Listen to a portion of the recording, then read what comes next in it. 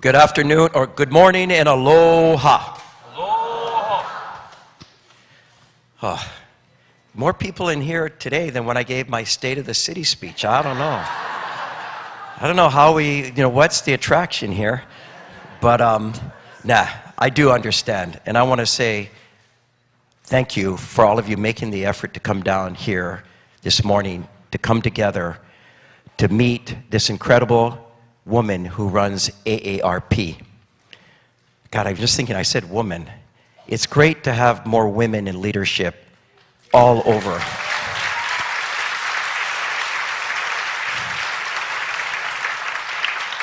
Now, if only us men would listen to the women in our lives more often. I know when I don't, usually life doesn't go as well. So I wanted, just briefly, I have this proclamation that I'm going to be presenting, and in it has some statistics that I think are important. We are one of the most healthy places in the United States of America.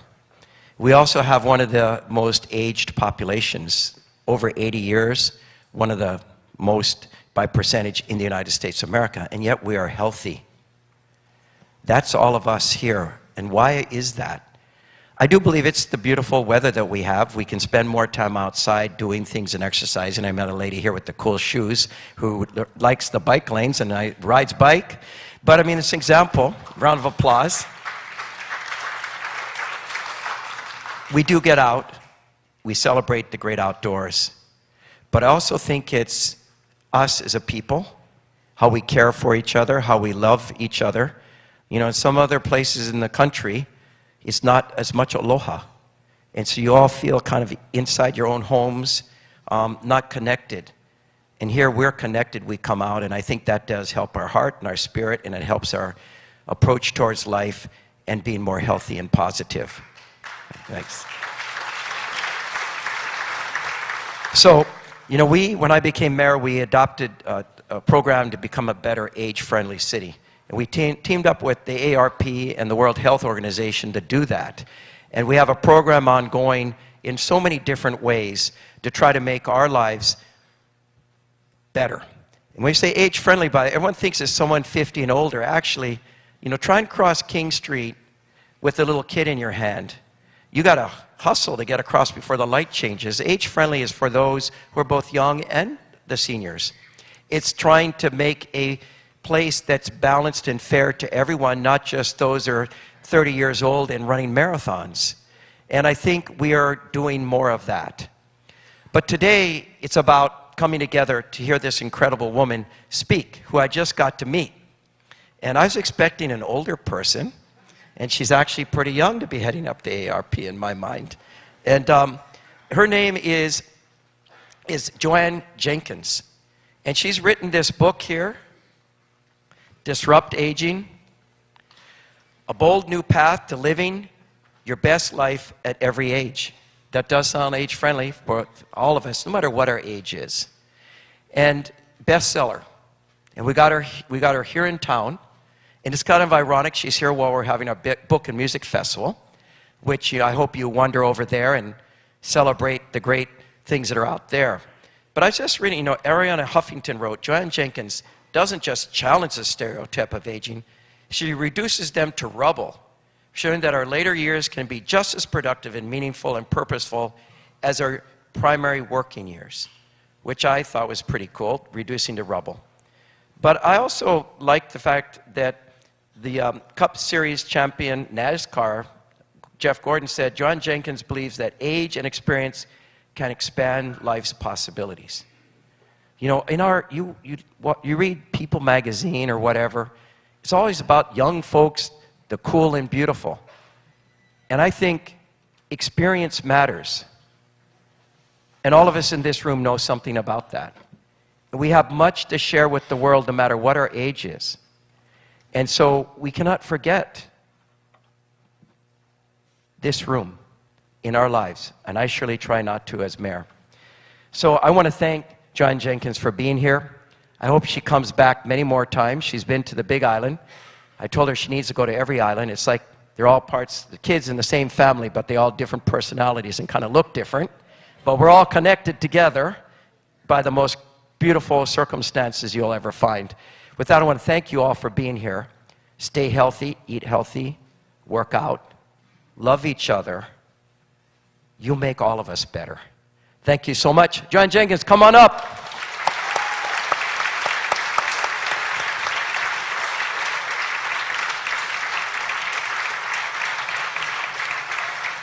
So I have this proc here. I'm not going to read it because you all fall asleep. It's kind of dark and cool. So I'm just going to read the last part. Now, therefore, I, Kirk Caldwell, Mayor of the City and County of Honolulu, the most incredible place you'll find to live anywhere in the world, do hereby proclaim May 6, 2017 to be AARP Day, and to present it to John Jenkins. There we go.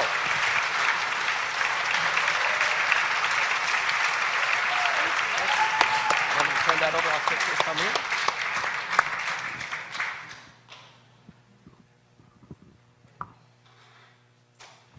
Good morning, everyone.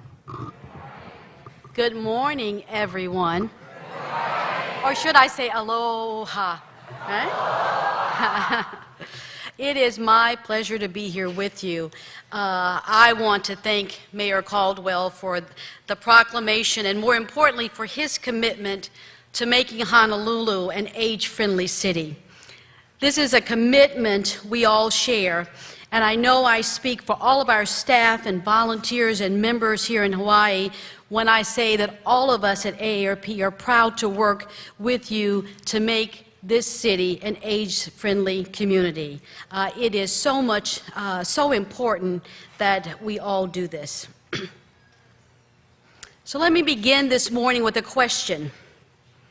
How old would you be if you didn't know how old you were? Just think about it for a moment. It's an intriguing question. How does your age affect how you behave, what you do and what you don't do? And how often do you give in to society's idea of what is old? And then think about this. What if you could lose your preoccupation with age and just put it outside of your minds? What if, instead of being preoccupied with aging, you were focused more on living? Would you behave any differently? Would you treat other people any differently? And would you be happier, enjoy life more? I love to tell the story about the Hall of Fame pitcher Satchel Paige. Satchel Paige joined the Cleveland Indians in 1948 and helped them lead them to the American League pennant that year. That was his first year in the majors, though he had played in the Negro Leagues for almost 20 years. He was somewhere in his mid-40s, and I'm being vague because Satchel Paige never knew how old he was. Today it's hard to find players who are over the age of 40, and playing past 50 was unheard of, but Satchel Paige did just that. Reporters would constantly ask him, "How can you play at your age? What keeps you going?" And he would simply say, because he didn't know how old he was, his age didn't keep him from doing and performing the way he could. Age is a question of mind over matter. If you don't mind, it doesn't matter. Right? Yeah.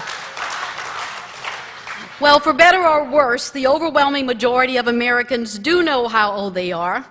And unlike Satchel Paige, they do allow the perceptions of age to influence how they behave. And I wrote the book, Disrupt Aging, to really change the conversation in this country about what it means to grow older. It's not about aging, it's about living. And I want to give people the opportunity to embrace aging as something to look forward to, not something to fear, to see this as a period of growth, not decline, and to recognize the opportunities, not just the challenges, and perhaps most importantly, to see themselves and others as contributors to society, not burdens. Here's the premise in a nutshell. We need to change the conversation in this country about what it means to grow older.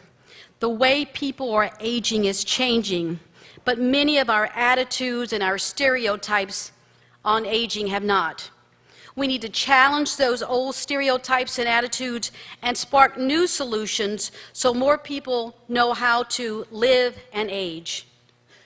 Disrupt aging is not only about changing the conversation, but it's also about changing the reality of aging. Our individual behaviors, our social norms, public policies, and private sector practices. It encompasses changing the culture, how we perceive, what we believe, and how we behave as individuals, as institutions, and collectively as society.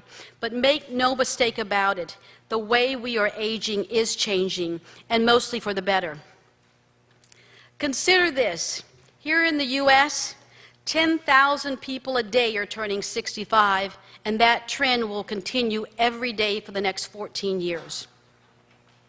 Over the next 2 decades, the number of people 65 and older will nearly double to 72 million, or 1 in 5 Americans. And by 2050, people 60 and older will outnumber children 15 and under for the first time in our history. And the fastest growing age group in this country, people age 85. And the second, people over the age of 100. And if that doesn't make you stop and think, picture this. Picture a 10-year-old you will know. Maybe it's your son or daughter, grandchild, niece, nephew, sibling, neighbor. That 10-year-old today has a 50% chance of living to be 104. And some experts at the Stanford University have predicted that the first person ever to live to be 150 in the U.S. is already alive and sitting in this audience. No, they're not sitting in the audience. Maybe. Now let me pause here and just take a moment to point this out, that this is truly a remarkable achievement. We've added more years to life expectancy since the 1900s than in all human history up until this lifetime combined. Today, because of increased longevity and generally better health, we have opportunities for productivity and growth that our parents and grandparents before us never had. The good news is that the way people are aging is changing, and it's mostly for the better. The bad news is that many of our beliefs and our perception of aging have not changed, nor has the solutions for people to live as they age. Our ability to live healthier, more productive lives is one of mankind's greatest accomplishments, yet we don't see it that way. We often view it as a problem rather than an accomplishment. And the negative stereotypes of aging are so ingrained in our psyche that they're difficult to overcome, and most of us don't even try. We either accept the old stereotypes and live out this negative image of aging, or we deny that we're aging at all and fight it with every fiber in our being, and in some cases, every dollar in our bank account. If you go to the Google search bar and you type in, "I lie about my blank," the first word that pops up is age.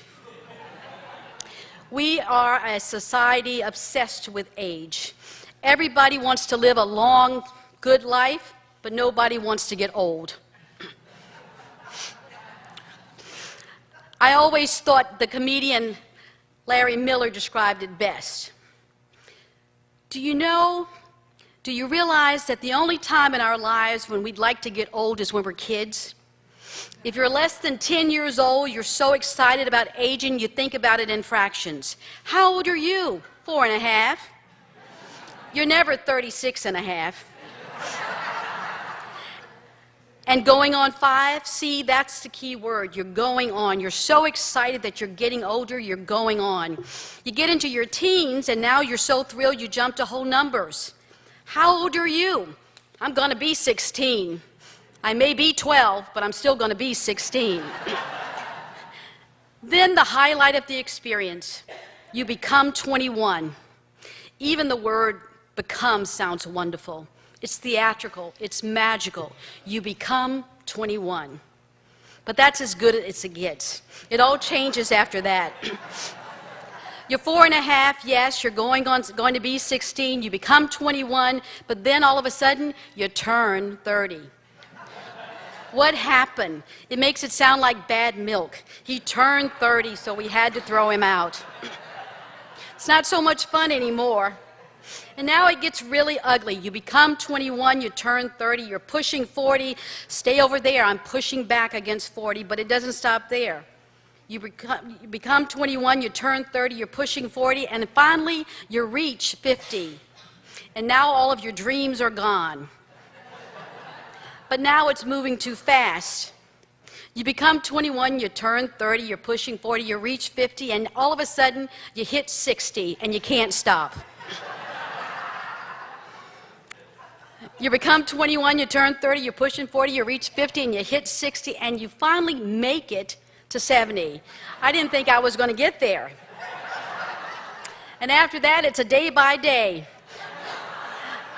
You become tired, and you turn 43. Into your 90s, all of a sudden you start to go backwards. I was just 92. But a strange thing happens if you can make it to 100. All of a sudden you become a kid again. I'm 104 and a half. Okay?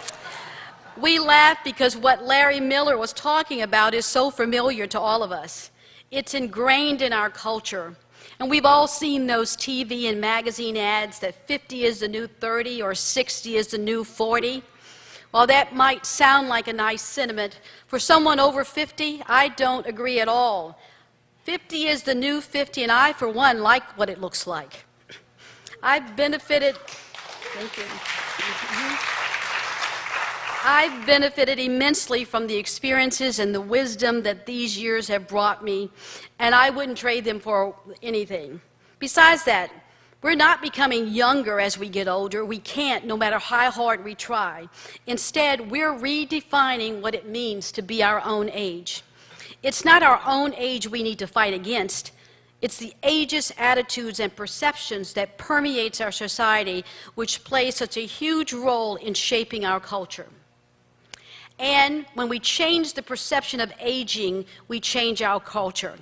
So with that in mind, here's a video we created that illustrates some of what I'm talking about. Keep in mind, these actors thought they were auditioning for an intergenerational documentary. Watch what happens. Hey, how's it going? You can stand right there, that's your mark. How you doing? I'm great, how are you? Great. Awesome. Just tell us your first name and your age. My real age? My name is Paolo. I'm 25 years old. My name is Daniela, and I'm 19. 24. 35. 31. 33. I'm 26 years old. What age do you consider to be old? Late 40s. Maybe 50. I feel like 30 is a new 20, so I'd say like 40 is old. I'd probably say 50s. I'd like you to show me how an old person would cross the street.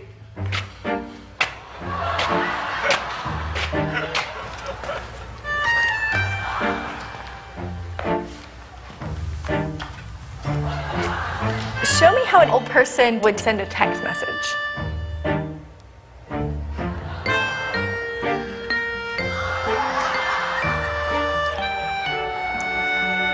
How might an old person do a push-up?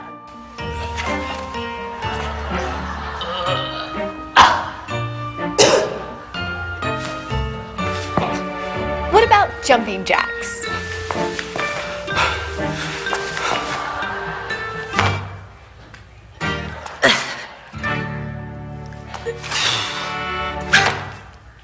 Okay, hang on. There's someone I want you to meet. Hello, I'm Birch. I'm 66. Hi, I'm Daphne, and I'm 68. I'm Dee, and I'm 55. George Fassbinder, 75. My name's Parvati. I'm 70. Nice to meet you. Nice to meet you. We're going to give you about 2 minutes to teach each other something that you are good at. I can teach you a jump that I do. Okay, please. Both of your legs go up, and your arm goes up, and your left arm goes like to the side. Ready? Okay. 1, 2, 3. Lift 1, 2, 3. And bring it to your heart. And bring it to your heart. Add the head in. Yeah. I'm going to try to get your balance. And raise up. Now, you can bring your legs and your feet up. It's hard, right? Yeah. 1, 2, 3. 5, 6, 7. So when you come out of a turn, either way, you go back to that basics. Over. Now forward. Over. Yeah. Square it like this, and give me a hook. Hook. Jab, cross, hook, and then we'll go like this, all right? 1, 2, 3. Now, what age might you consider to be old? Probably 80 or 90. He could just do everything that I told him to do. An age that I would consider to be old now might be 100. Do you remember what you said? Yeah, I said in the 50s. I thought that would be old. But when I thought about it, like... Wait a minute. I'm sorry. How can I do it? It really changed my thinking of what old is. You've taught me something today. Clearly, there's no way she's old, you know? Now I know from today, hey, I don't look at age. At my age, I feel like I did when I was in my 20s. There's so many things that I still want to do. There's so many things that I can do. As long as I'm growing and learning, then age doesn't matter. When people start stopping, that's when they start getting old. Thank you. Thank you so much. Thank you. Okay. Thanks, Daphne. It was great meeting you. How long have you been doing this? Is this a new skill? 40 years. Wow.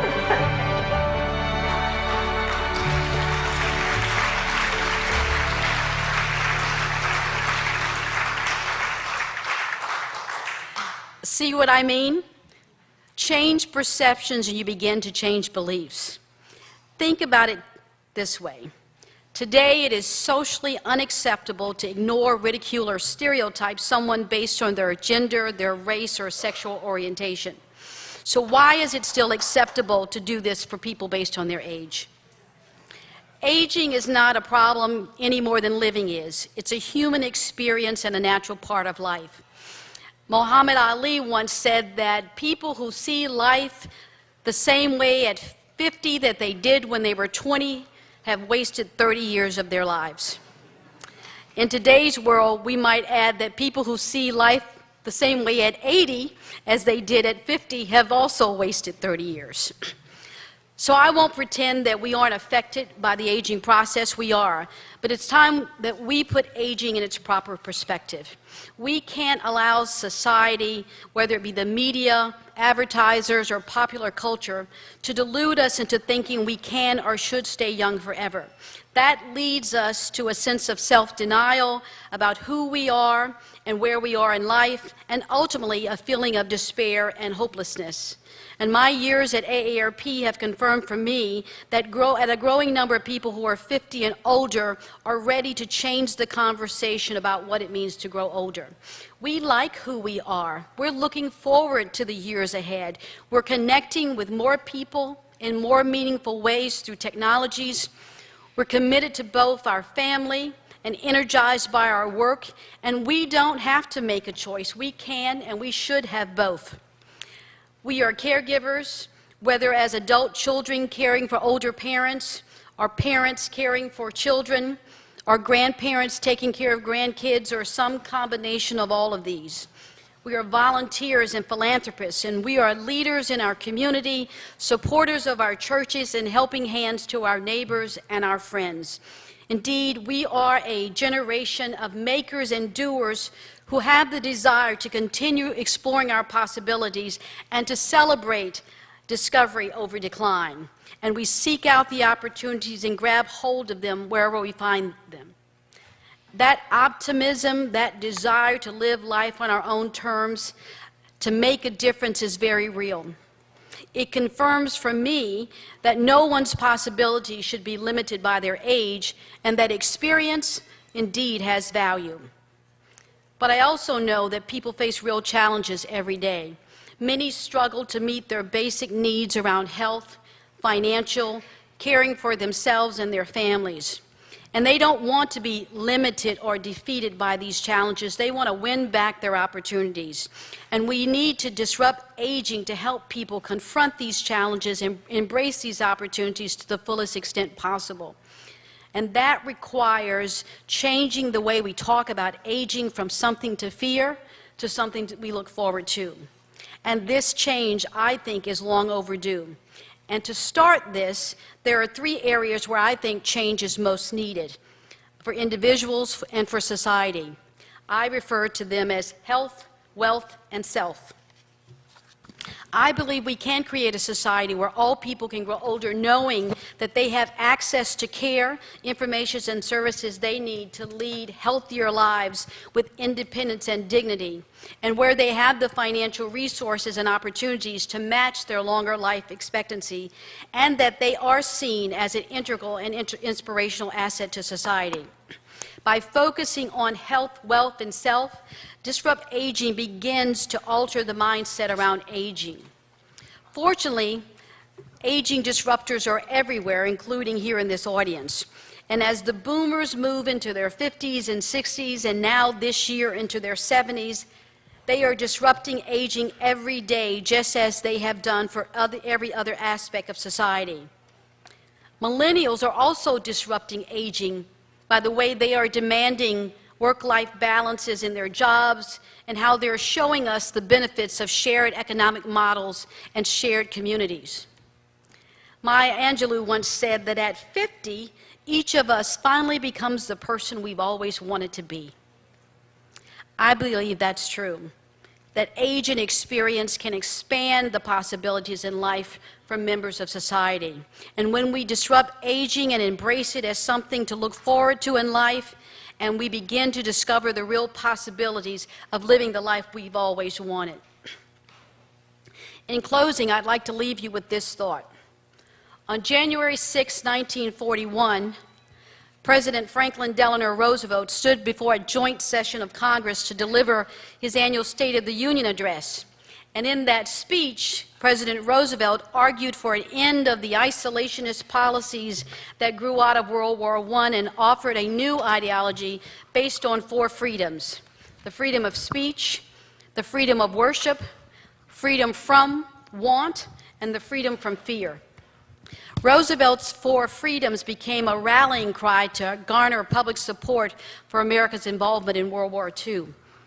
They resonated with the American people as a statement of the country's underlying values, and to this day, Roosevelt's 4 freedoms still rings true as the values that define American life and examples of American exceptionalism.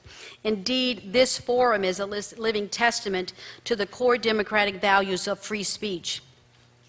In much the same way that Roosevelt's 4 freedoms inspired America to wake up and realize what was happening in the world and to act, I've tried to identify the 4 freedoms of aging that will define a new vision for living and aging in America and inspire us to disrupt aging and make that vision a reality.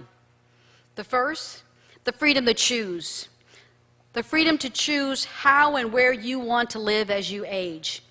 When it comes to aging, there should be no one-size-fits-all. If you want to follow a traditional path to retirement, you should be able to do that. But if you want an active, engaged life, you should also have options to pursue that as well.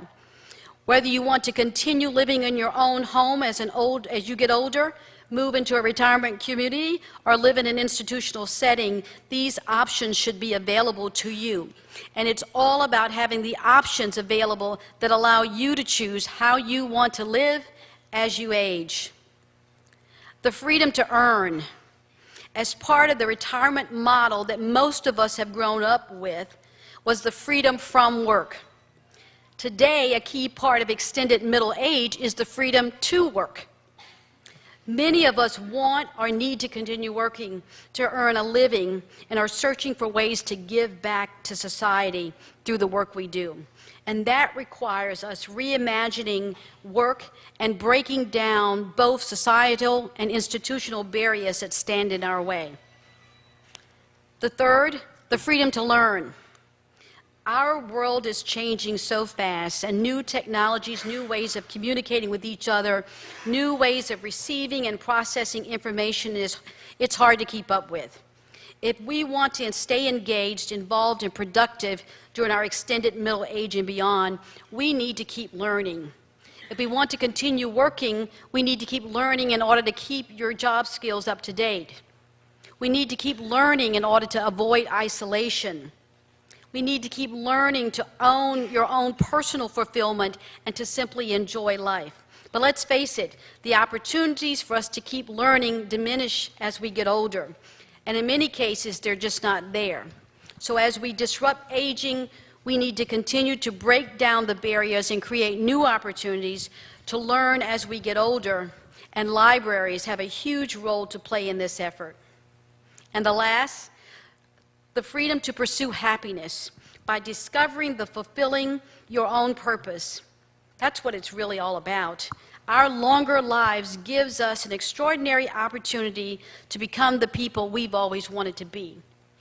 No longer burdened by the many day-to-day stresses that consume our lives as we're building our careers and raising our kids, many of us are using this extended middle age to turn inward and to focus on finding and fulfilling our own purpose in life. And we have the power to reimagine our lives, to change course and discover new ways to fulfillment. Civil rights leader A. Philip Randolph keenly observed that freedom is never given, it is won. Winning these four freedoms begins with each of us. We can't afford to sit on the sidelines and wait for someone else to win the freedom for us. We have to do it ourselves. So it's time we all tell our stories, what we believe in, and what can we do. So I ask as I close this conversation, that in your conversations with your family and your friends, what beliefs about aging will you challenge? In your own life and in your work, what solutions will you begin to spark? In everything you do, think about the new possibilities you can create for yourselves and for others. What will you do to disrupt aging? By disrupt aging, it is our rallying cry to create a new vision of living and aging in the 21st century. And our new vision is about a world in which aging is not about decline, it's about growth. It doesn't present only challenges, it also creates some opportunities. And older people are not burdens, they're contributors. And when we disrupt aging and embrace it as something to look forward to instead of something to fear, we can begin to discover the real possibilities for becoming the person that we've always wanted to be, and build a society where all people have the value to be who they want to be and not judged by how old they are. Thank you, and thank you for coming this morning.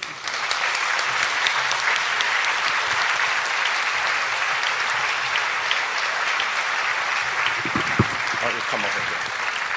Let's give another big round of applause for Joanne Jenkins. Come on.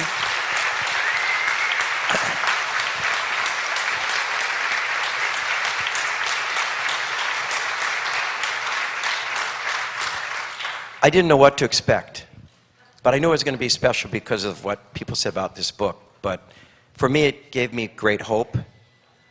It made me laugh. Watching this film made me cry at times,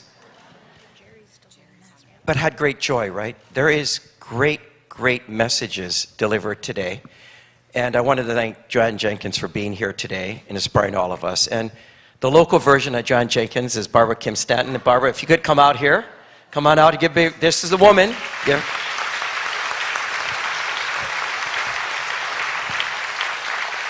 You know, I asked Joanne Jenkins, who was talking about the building that she's in Washington, D.C., 2,000 people in her building. You know, as mayor, we have about 10,000 people here for the whole island of Oahu, 1 million. It's amazing, the organization you run. We're really lucky to have you here. Thank you for all you do. We're going to take a picture. Big round of applause again for Joanne Jenkins.